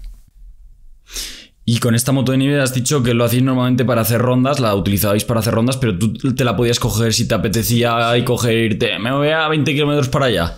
Bueno, a lo mejor tanto no, pero en principio sí, tú podías, si había una moto disponible, tú podías cogerla para ir, por ejemplo, si yo hubiera necesitado para ir al edificio del Ice Cube o para ir a hacer alguna ronda un poco más lejos, pues la podía coger. Hemos hablado de la base, del día a día de la base, pero no hemos hablado del experimento que hacéis allí. Lo hemos tocado muy por encima. ¿Qué es el Ice Cube y cuál era tu labor allí? ¿Cómo os gestionabais? Ice Cube es un telescopio de neutrinos. Entonces, para empezar, los neutrinos, ¿qué son, no? ¿Qué son los neutrinos? Eso. Los neutrinos son unas partículas elementales que prácticamente no tienen masa, es decir, muy, muy ligeras. De hecho, no hemos sido capaces todavía de pesarlas, no sabemos cuánta masa tienen. O sea, en teoría son 0 kilos, 0... Sabemos que tienen algo de masa, pero no sabemos cuánta, ¿vale? Y que además no tienen carga eléctrica. Son partículas neutras. Entonces, además de eso, interaccionan muy poquito con la materia. De hecho, ahora mismo estamos siendo atravesados por miles de millones de neutrinos y no nos estamos enterando. No solo a nosotros, de hecho atraviesan la Tierra. Por eso algunos experimentos de neutrinos se colocan bajo las montañas, porque a los neutrinos les da igual que haya montaña que no. Están atravesando. ¿Qué pasa? Que también atraviesan tu detector y sin dejar ningún rastro. Lo que pasa que de vez en cuando alguno de ellos sí que choca y entonces lo ves. ¿Estos neutrinos dónde se producen? Pues en general en reacciones nucleares, en cualquier proceso, pues por ejemplo en los procesos de fusiones en el Sol se producen neutrinos. Nosotros mismos tenemos elementos radioactivos en nuestro cuerpo, que nadie se asuste, ¿no? Tenemos potasio, pues hay una pequeña fracción del potasio que es radioactivo, se desintegra y en esa desintegración se emiten neutrinos. En la atmósfera, esos rayos cósmicos que hemos dicho que se están chocando y que nos están llegando aquí, pues además de esos rayos cósmicos que son partículas cargadas y que entonces sí que las podemos ver con detectores, también se están generando neutrinos. Todo eso ya se sabía, ya se habían detectado, pero además se pensaba y lo que se creía es que esos neutrinos se tienen que estar produciendo también en lugares muy remotos del universo. Por ejemplo, en explosiones de supernova se generan también muchos neutrinos, y sí que en una ocasión se habían detectado neutrinos de supernovas en el 1987. Pero tiene que haber neutrinos produciéndose también en el interior en las regiones interiores de galaxias con agujeros negros ahí acretando material. Cuando tragan material algunos agujeros negros, hay una parte que no son capaces de tragar y que sale disparada en chorros, y en parte de esos chorros se tienen que estar produciendo también neutrinos. Neutrinos de muy, muy altas energías. Entonces, estudiar el universo con neutrinos nos puede estar dando información muy relevante de lo que ocurre en esas regiones, ¿vale? Pero no se habían llegado a detectar todavía nunca. Entonces el objetivo de Ice Cube era, por un lado, detectar neutrinos de muy alta energía que viniesen de algún lugar que no fuese nuestra atmósfera o el Sol o alguna supernova, es decir, de algún lugar remoto. Y para eso se construyó. Se empezó a construir en 2004-2005, se terminó de construir en 2010. Y este instrumento, cuando hablamos de telescopio, uno piensa un objeto por el que miras, ¿no? Una mirilla y para mirar. El típico telescopio que tú miras, onda, es Júpiter o Saturno o quien sea. Aquí no, porque los neutrinos no los puedes focalizar y no pueden chocar con tu retina. No hay manera de detectarlos de esa forma. Entonces lo que se hace es detectarlos a través del hielo. Si recuerdas que hemos hablado de que hay 3 kilómetros de espesor allí, pues de vez en cuando algún neutrino choca con el hielo. Y al chocar con el hielo genera partículas secundarias que esas partículas secundarias sí que están cargadas, tienen carga eléctrica, y al moverse por el hielo generan destellos de luz. Entonces lo que se ha hecho es poner sensores de luz por dentro del hielo, que para eso ha habido que perforar el hielo. Han hecho agujeros de 2,5 kilómetros. 2 kilómetros de profundidad. Sí. ¿Y cómo los han hecho eso? Con agua caliente a presión. Es decir, es un proceso bastante ingenioso, sí. Entonces, no se perfora como tal, sino que se derrite el hielo y durante las horas que ese hielo está, o sea, el agua está en forma líquida, pues entonces les da tiempo a colocar ahí una serie de sensores, luego ese agua se vuelve a congelar y los sensores quedan atrapados allí. Entonces han colocado o se colocaron durante esas campañas de 5.000 y pico sensores cubriendo 1 kilómetro cúbico de hielo, y entonces eso está continuamente observando lo que pasa por allí. Eso está monitoreando, digamos, todos los neutrinos que pasan por allí. Todo lo que pase, sean neutrinos o sea lo que sea. ¿Vale? Entonces, toda esa información que ven los sensores de luz lo envían a la superficie a este edificio del que hablábamos y hay 100 y pico ordenadores procesando esa información. Y entonces, de vez en cuando, o sea, el experimento está viendo unos 2.000 partículas por segundo, pero la mayoría son partículas que se generan en la atmósfera y que no interesan. Entonces hay que procesar todo eso para filtrar, quitar la paja, y de vez en cuando algún neutrino pasa por allí y se puede capturar y tratar de determinar de dónde viene ese neutrino. Y bueno, ese es el objetivo del experimento. A lo largo de estos 10 años ha captado unas pequeñas decenas de neutrinos de muy alta energía y ha logrado identificar un par de regiones, un par de objetos astrofísicos, un par de agujeros negros muy masivos en los que se están generando esas... O sea, que a través de, digamos, esas bolas, ya lo siento por hablar así, pero esas bolas, son bolas. En el hielo han conseguido detectar algunos agujeros negros a miles de años luz, a decenas o lo que sea, ¿no? Sí, a millones de años. Millones de años luz, qué barbaridad. Pero es el comienzo, es decir, se han identificado simplemente un par de fuentes de lugares donde se generan esos neutrinos. Ahora lo que se está planificando es una ampliación, hacer este experimento hasta 10 veces más grande. O sea, 10 kilómetros cúbicos para poder capturar más y empezar a hacer lo que se llama estadística, ¿no? Porque con dos objetos no puedes decir gran cosa, pero si empezamos a detectar más y más, podremos empezar a hacer ya bueno, ya está haciendo ciencia muy interesante, pero bueno, es solo el comienzo. Y nuestra labor allí era garantizar que eso estuviese tomando datos la mayor parte del tiempo posible.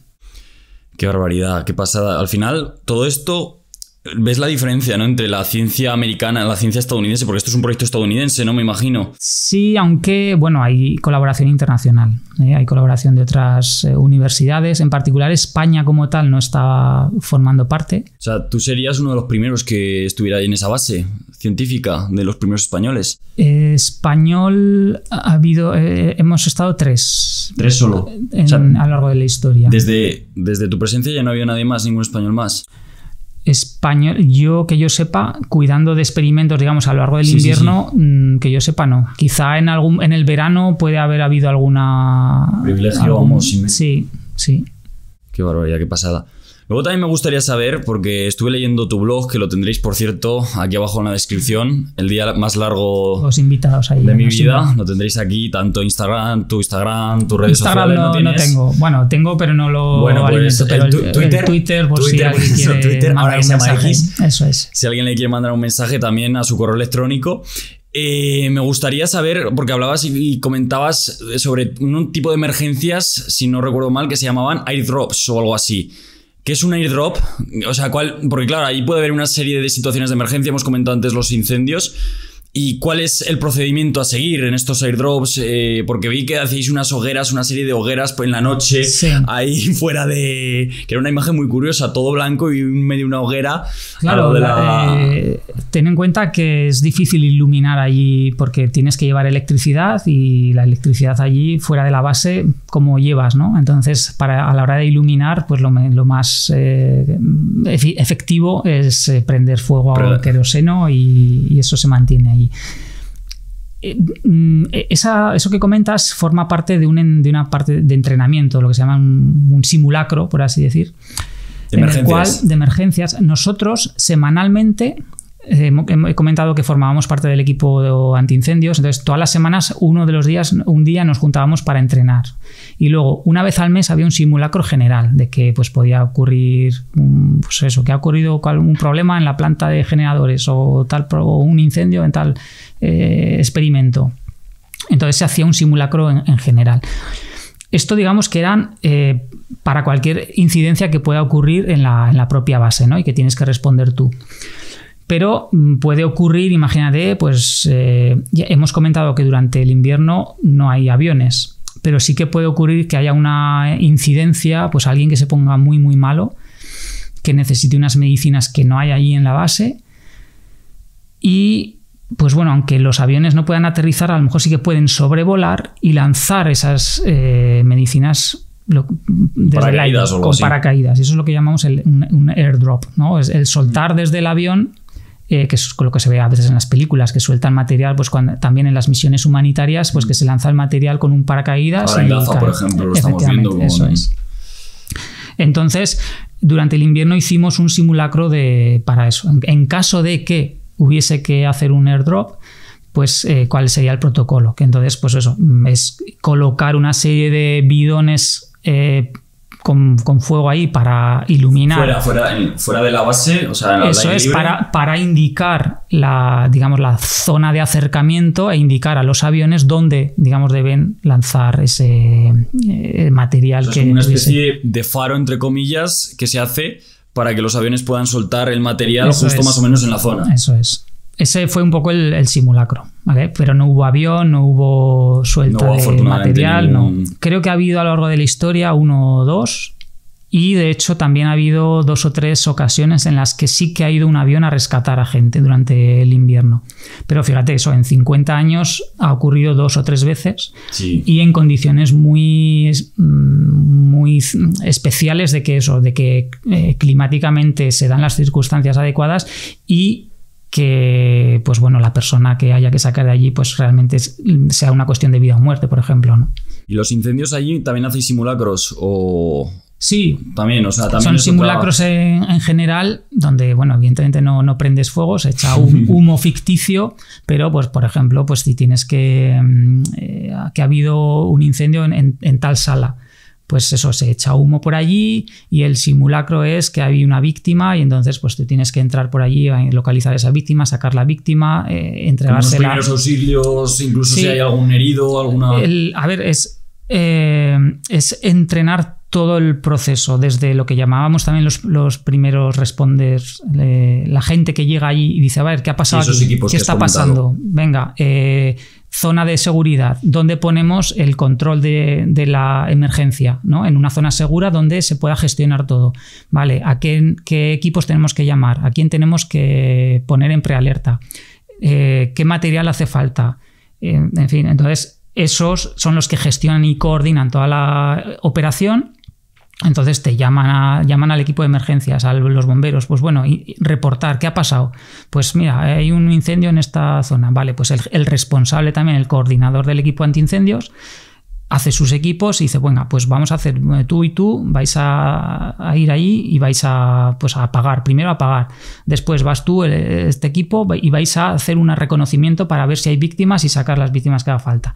Mientras tanto, el equipo coordinador está coordinando al equipo de primeros auxilios para que se esté reuniendo allí, de manera que para cuando el equipo antiincendios ha sacado a las víctimas los puedan atender y llevar a una zona segura, en fin. Y siempre hay una gente contando y coordinando, por ejemplo, pues cuántas camillas hacen falta, cuánto material. Entonces es un poco entrenar en esa gestión de una emergencia eventual.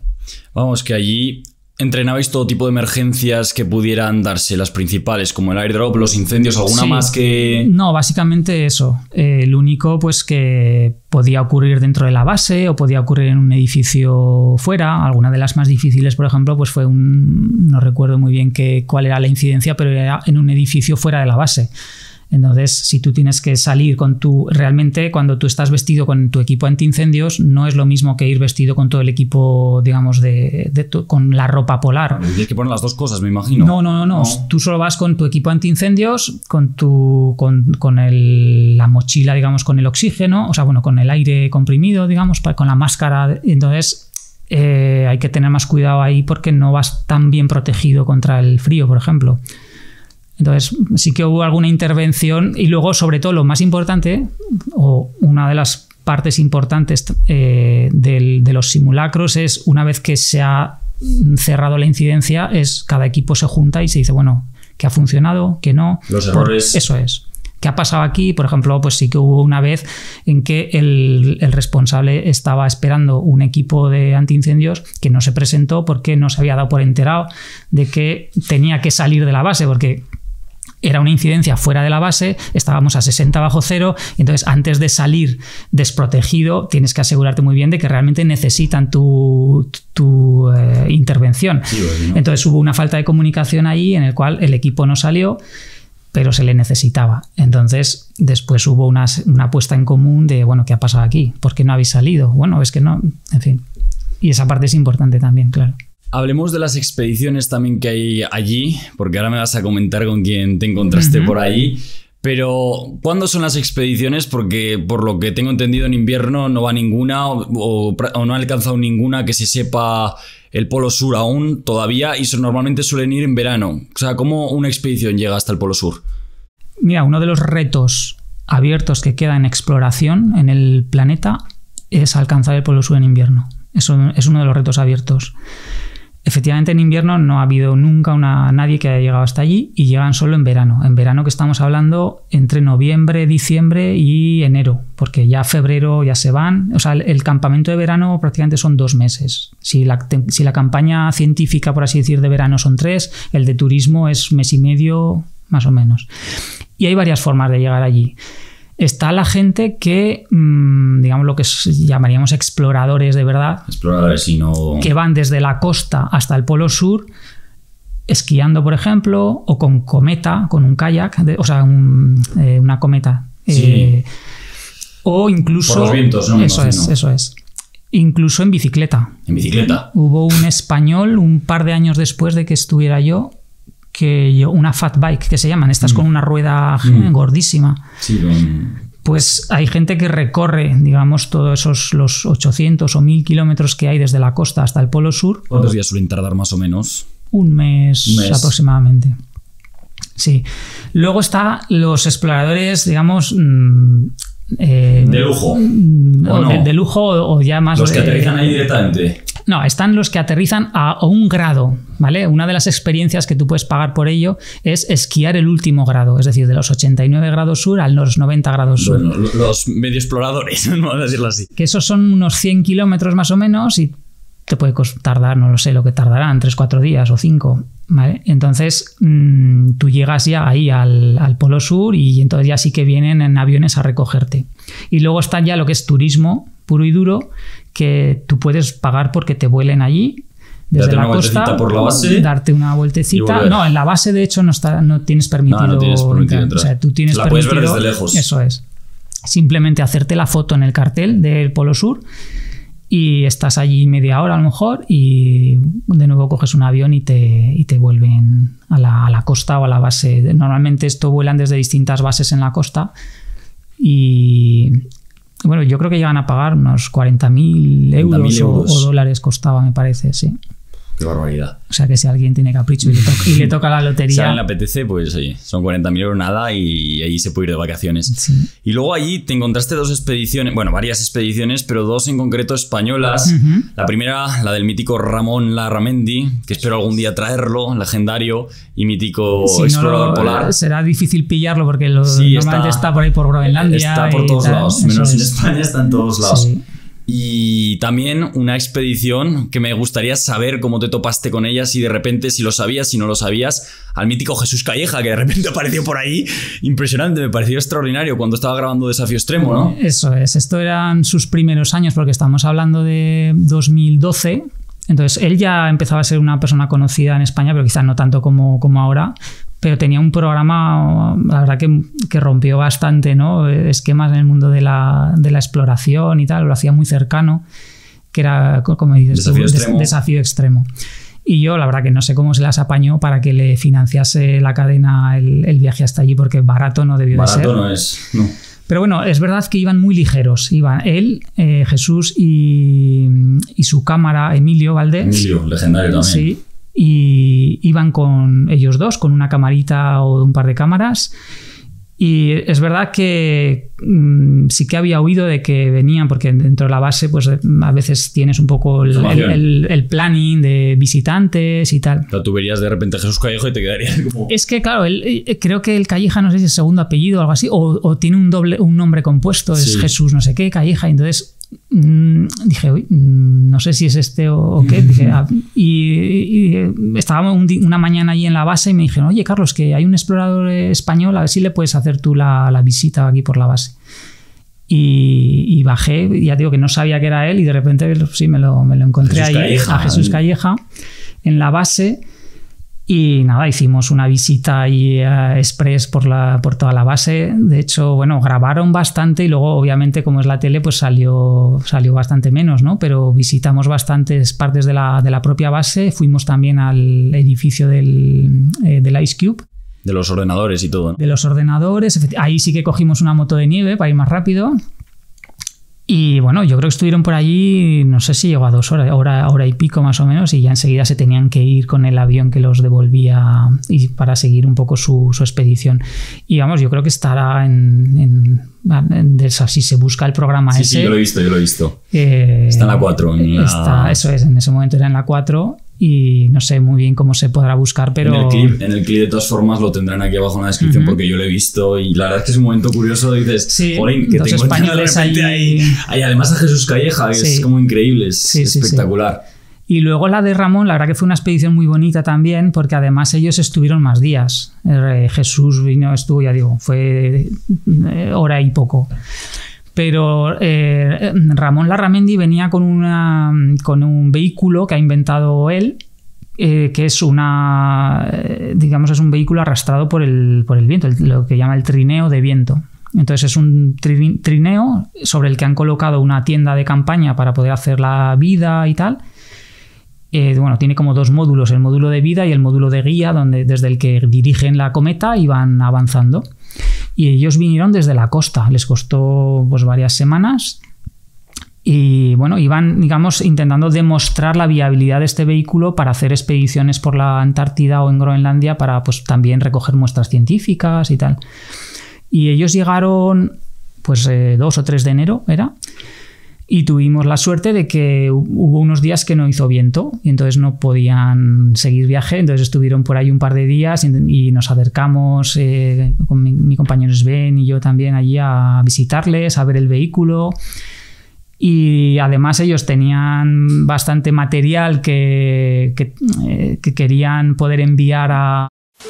Estábamos hablando, aventureros, que se nos ha cortado la grabación sobre la expedición de Ramón Larramendi, ¿no? Y ese nuevo aparato que tiene para surcar la Antártida. El trineo de viento es un ingenio sobre todo de emisiones cero y nada de consumo, que está tirado por el viento, unas cometas, tienen distintos tamaños de cometa dependiendo de la intensidad del viento. Y bueno, tienen eso, un módulo de vida y un módulo de guía. Entonces se iban turnando y creo que iban 4 expedicionarios. Entonces mientras 2 de ellos descansaban, otros 2 iban guiando. O sea, no paraban, estaban todo el rato... Muy poquitas horas al día. Y eso llegaron a hacer, bueno, dependiendo un poco de las condiciones de viento, pero creo que dijeron que habían hecho varios cientos de kilómetros uno de los días.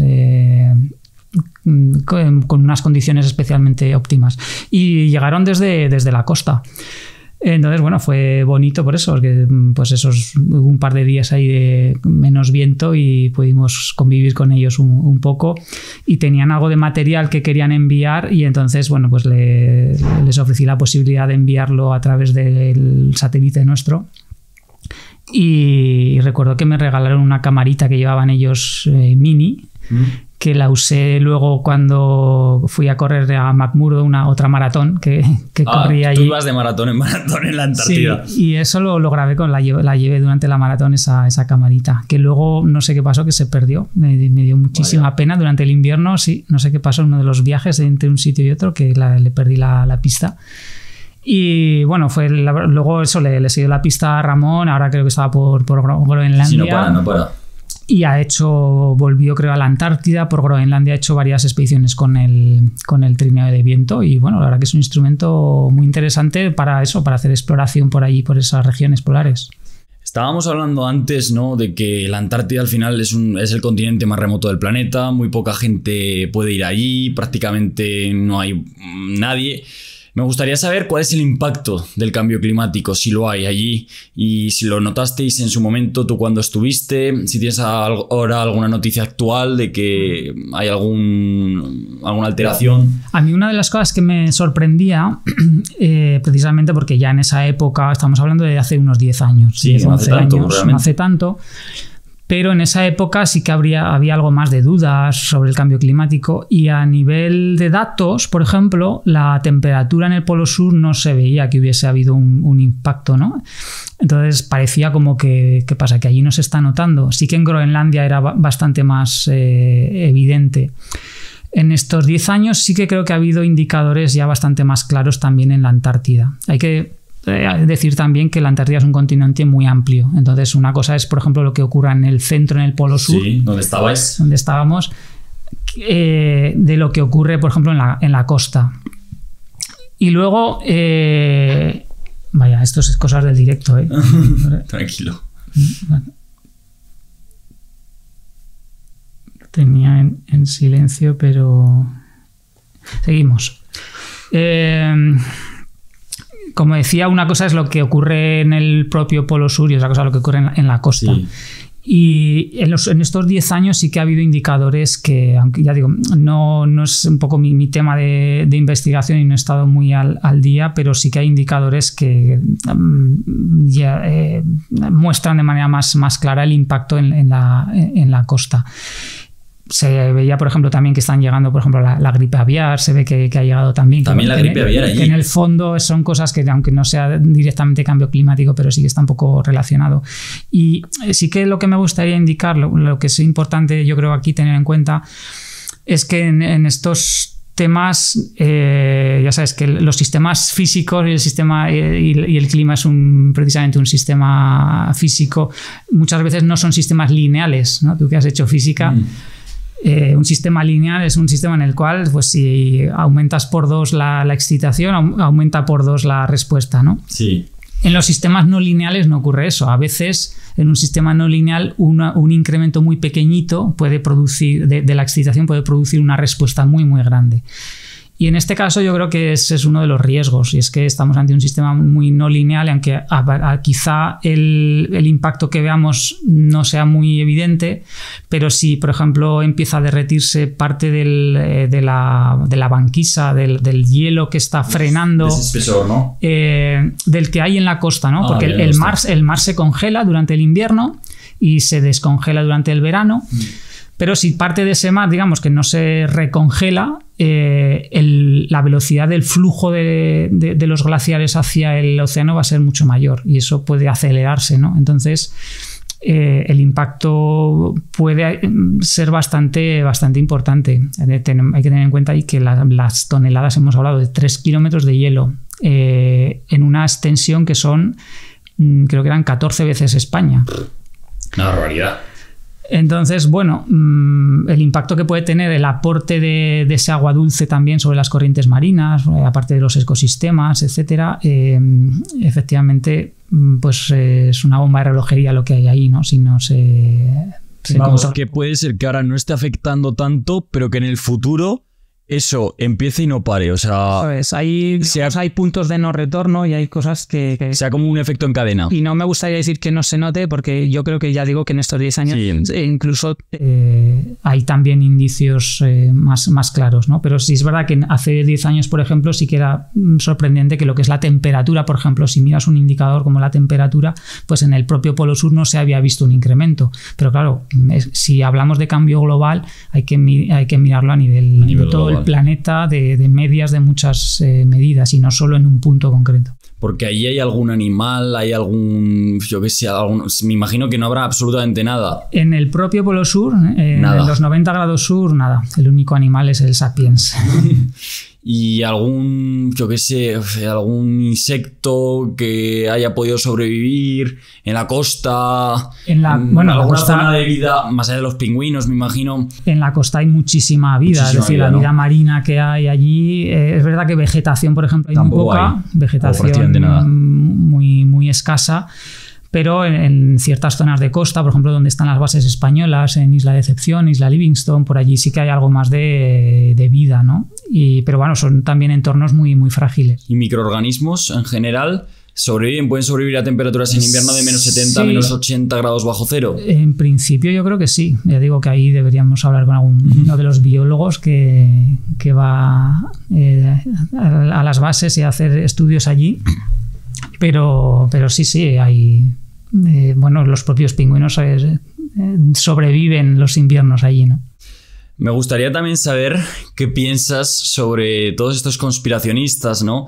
Que hablan de que la Antártida es un agujero enorme hacia el centro de la Tierra, cosas que dicen muy extrañas, ¿no? Ni me las sé, la verdad es que ni me las sé, todas estas conspiraciones, ¿no? Como por ejemplo, el que te he enseñado antes, ¿no? Que es exponiendo la verdad, ¿no? Que también lo llaman Mickey Mouse empírico y toda esta gente, ¿no?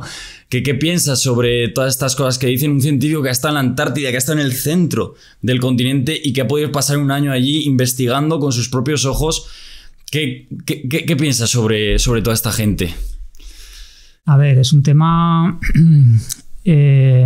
polémico y se pueden adoptar distintas posturas. Para la gente que tenga dudas, ¿vale? Que yo creo que es a la gente a la que se le puede llegar, porque la duda siempre es legítima. Sí, por supuesto. Es ciencia, ¿vale? La duda es ciencia. Pero eso hay que matizarlo. Entonces, para la gente que tenga dudas, que es legítimo, pues bueno, simplemente le invito a que entre en el blog, que vea fotografías, que se informe y verá, incluso si tiene curiosidad, si quiere hablar con una persona, ahora estamos hablando tú y yo aquí, pues tiene la posibilidad de eso, de informarse, de contactar conmigo si tiene, digamos, esa duda legítima de saber qué hay en el Polo Sur, pues es lo que hemos estado contando aquí, hay mucha información al respecto y puedes ver perfectamente físicamente lo que hay allí, qué es lo que se está haciendo, no hay nada oculto. No hay nada secreto, tú no viste nada secreto, oculto. Otra cosa es que a la gente, pues digamos, el mundo funciona como funciona. Toda esta gente, ¿no? Os conspiración. Y muchas veces la realidad supera la ficción. Conspiraciones y el mundo funciona, ya sabemos que funciona muy mal. Pero la Antártida, afortunadamente, es uno de esos reductos en los que todavía, si quieres, queda algo de ingenuidad o de ilusión, ¿no? De descubrir cosas nuevas, ¿no? Entonces, por un lado está el hecho de que los gobiernos obviamente tienen sus intereses geopolíticos allí. Eso no lo vamos a negar. Eso es algo claro, eso es algo de... Hay disputas territoriales, todo eso está ahí. Pero, de alguna manera, no sé si los científicos o los políticos se han puesto de acuerdo en que, de momento, haya un acceso para la ciencia allí. Sí, una moratoria, ¿vale? Hay una moratoria gracias al Tratado Antártico para que la Antártida esté dedicada única y exclusivamente a la investigación. Y esa moratoria incluye la cooperación internacional, es decir, la movilidad de investigadores, el compartir información y ya digo que a nivel geopolítico, pues a lo mejor simplemente el dirigente lo único que quiere es tener presencia allí para si en algún momento esa moratoria y ese tratado antártico se termina, poder reclamar ese territorio, no lo sé. Pero mi experiencia personal como investigador y como persona que ha trabajado allí, en una base americana, es que el espíritu era totalmente de cooperación y de exploración simplemente, ¿no? Por amor a la aventura, a la ciencia, al conocimiento. Y que dure por muchos años. Desde luego. Y comentabas un poco, bueno, todo esto te estaba comentando para la gente que tenga la duda legítima. La gente que no... va a haber gente que eso nunca se lo va a... Que aunque le digas, le ponga las pruebas, te va a decir, tú no estuviste allí o tú estuviste en un sitio donde quisieron los americanos, donde quiso... Entonces, bueno, a eso pues tampoco sé muy bien qué decir. No, es que al final... Lo que sí que comentabas respecto a la duda. La duda es la esencia de la ciencia, pero también es muy importante darse cuenta de que hay una cosa que llamamos consenso científico. El consenso científico, claro, se alcanza por algo, se alcanza precisamente contrastando opiniones. Y ahí sí que hay una especie de selección natural. ¿vale? Ahí es verdad que los científicos pues, nos gusta encumbrar a ciertos personajes, a Einstein, a Newton, pero en el fondo aquí quien habla es la naturaleza. Sí, y si tú eres un pelado que está que eres el último investigador de un país que no conoce a nadie y tiene razón, y te da igual. Entonces, fíjate los ingleses, ¿no? Que lo que adoran a su Newton, pero el mayor defensor de la teoría de la relatividad fue un inglés, Eddington, ¿no? Uno de los mayores difusores de la teoría de la relatividad, ¿vale? Y aquí no daba igual que Einstein fuera alemán, que fuera judío, que la ciencia no tiene fronteras. Era la verdad, ¿no? Se estaba difundiendo la teoría de la relatividad que superaba la teoría de Newton. Entonces, el escepticismo está muy bien, pero yo invito simplemente a la reflexión, que en el fondo, aunque pueda parecer una paradoja, en el fondo, en la mayor parte de las veces uno tiene que estar de acuerdo con el consenso científico, ¿vale? Porque el consenso científico se ha alcanzado a base de cribar aquellas opciones que no funcionan.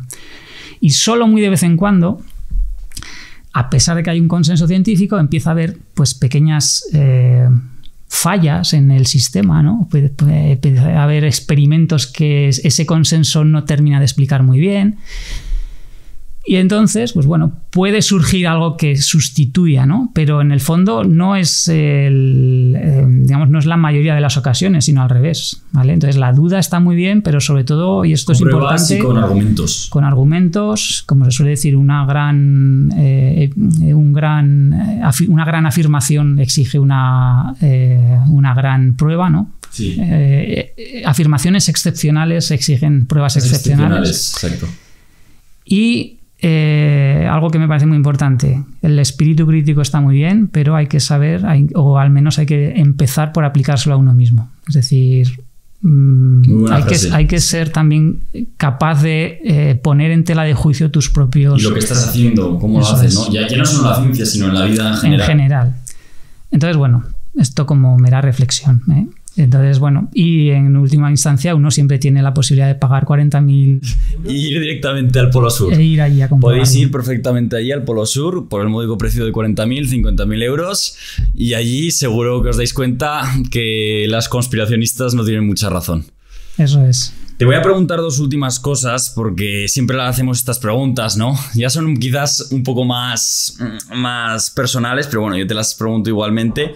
En primer lugar, ¿qué es lo más surrealista que has vivido, que viviste allí durante un año?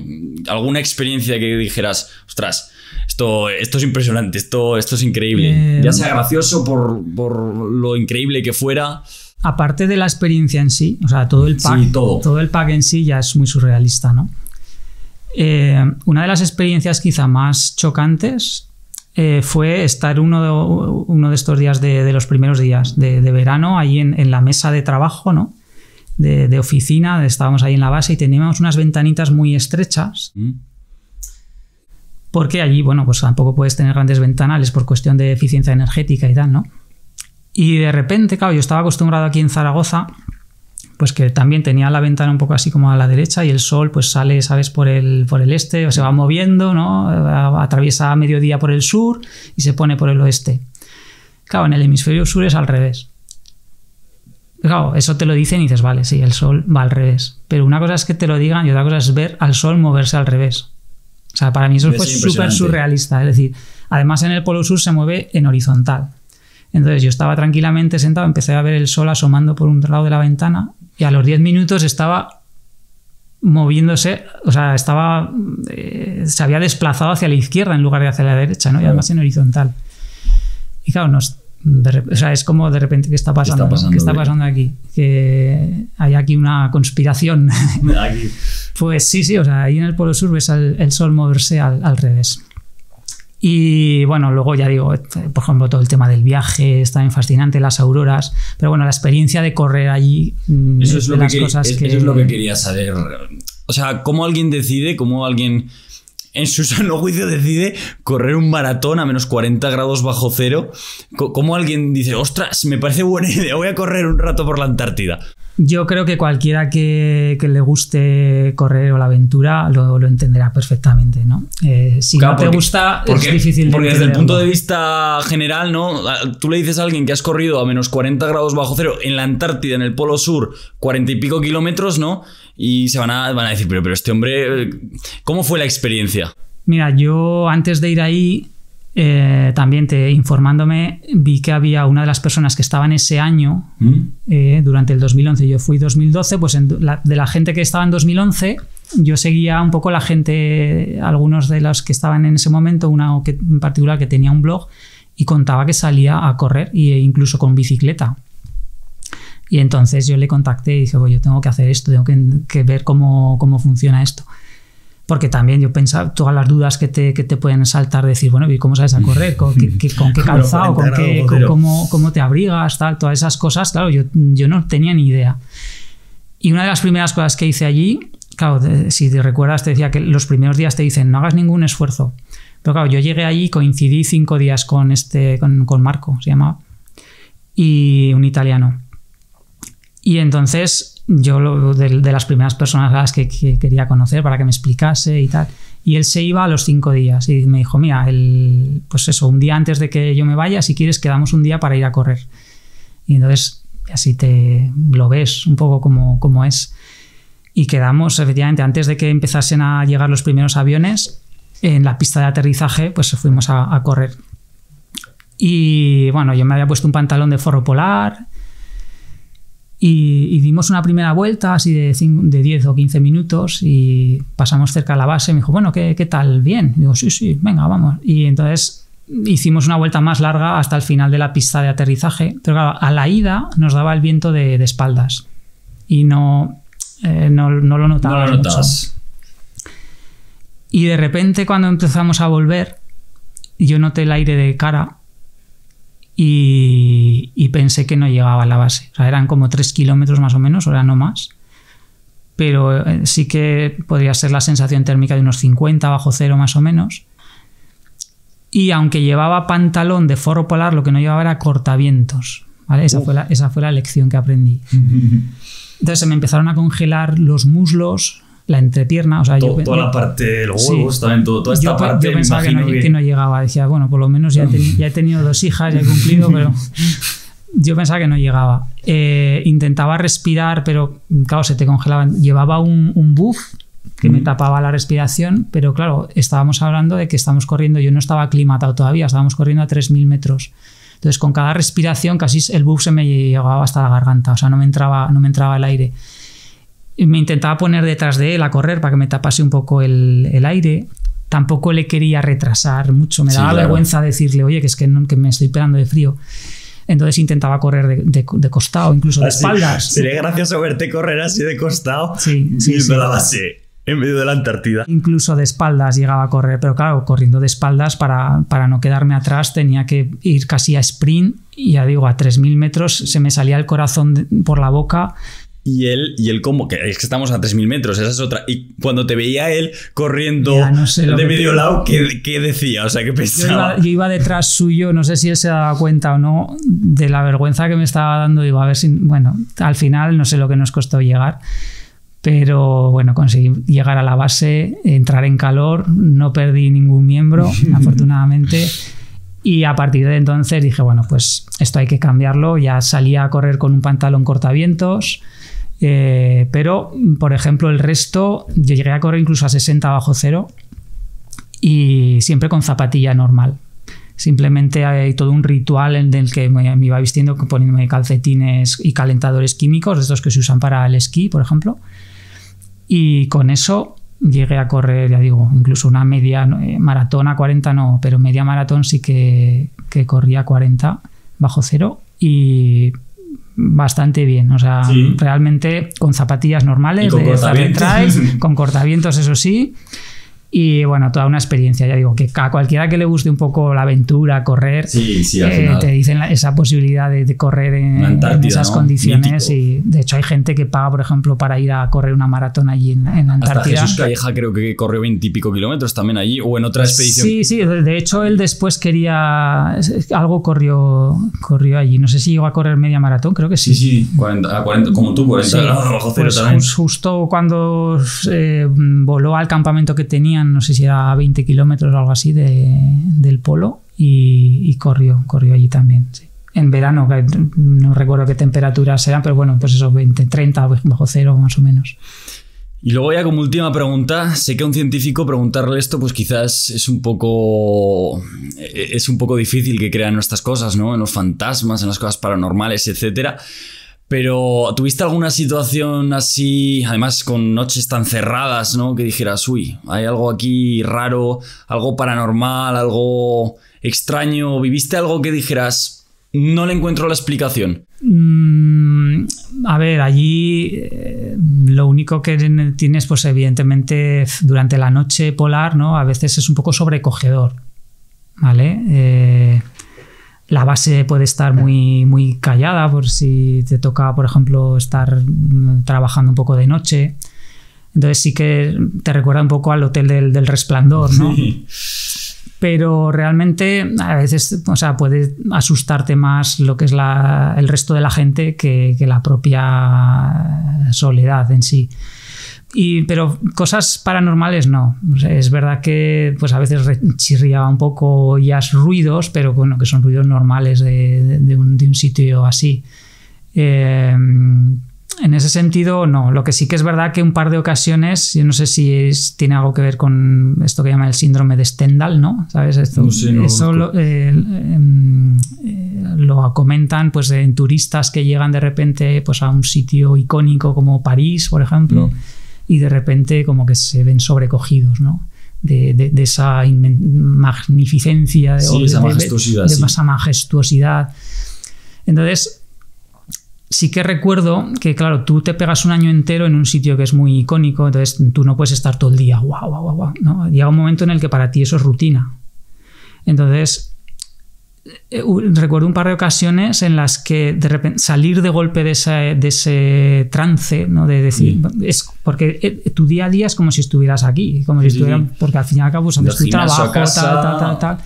Y sí que recuerdo de repente un día estar subiendo las escaleras como si nada, y de repente, pum, o sea, como un shock de decir, ostras, que estoy en el Polo Sur. O sea, como, ¿sabes? Como tomar conciencia de golpe. Eso quizás es lo más paranormal, que hayas conseguido llegar al Polo Sur, ¿no? Sí, es claro. Eso más impresionante. Y ya digo, o sea, solo un par de ocasiones, ¿no? De tener esa sensación de que, por un lado, tú estás en tu rutina y entonces no eres consciente de que estás en un sitio tan peculiar, y plum, como de golpe tomar conciencia de eso.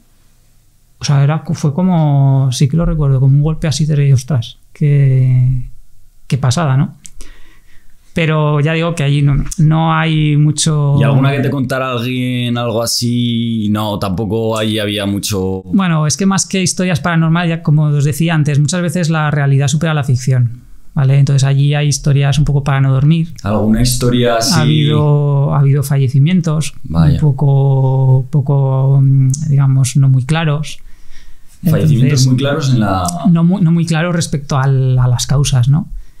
Entonces, bueno, eso da pie para muchas fabulaciones. ¿Y alguna fabulación, alguna leyenda que hubiera por allí de esto? No hay, por ejemplo, no hay leyendas de yetis ni cosas así. ¿Y de estos fallecimientos que ha habido, no se sabe absolutamente nada? O sea... No, bueno, hubo uno un poco... sí, en general han sido o bien causas naturales o accidentes. ¿Vale? Ha habido, creo, 3 o 4 fallecimientos, pero sí que hubo uno de una persona joven que fue por una intoxicación, y entonces, bueno, las circunstancias en torno a cómo se produjo esa intoxicación no están muy claras. ¿Pero por qué? ¿Porque fue una intoxicación en una zona de trabajo, en una zona...? No, una intoxicación, bueno, una intoxicación etílica.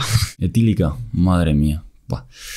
Pues nada. Ya ves que muchas veces la realidad supera madre mía, qué barbaridad. Ficción. Madre mía, que son cosas que no te esperas, ¿no? Que digas, madre mía. Pero bueno, es normal que en 50 años de historia hay muchas historias ahí que Seguro que de convivencia y de... Efectivamente. Madre mía, es que es un mundo tan a la vez parecido a lo que estamos, ¿no? Porque tú, como dices, ¿no? La base, tal, todo, la habitación, el gimnasio, pero a la vez tan distinto que ahí dará es para... como un gran hermano, en cierto modo, ¿no? Sí, Porque no. estás Tal cual. unas cuantas personas ahí encerradas como durante supervivientes tanto tiempo. incluso también. Entonces es una especie de experimento social también, en cierto modo.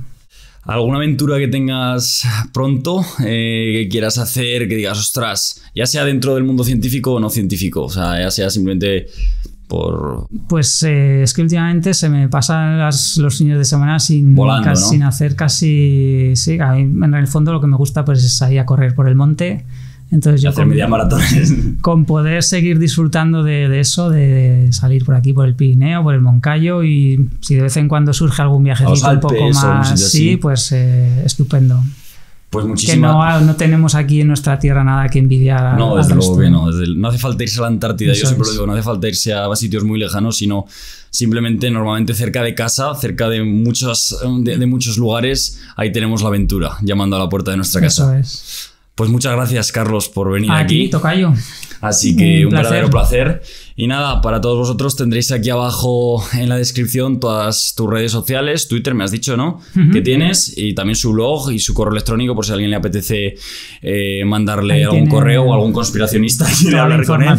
Pues ahí lo tenéis. Así que, como siempre decimos, que los vientos os sean favorables en vuestras futuras travesías. Un abrazo enorme y nos vemos muy pronto. Un saludo.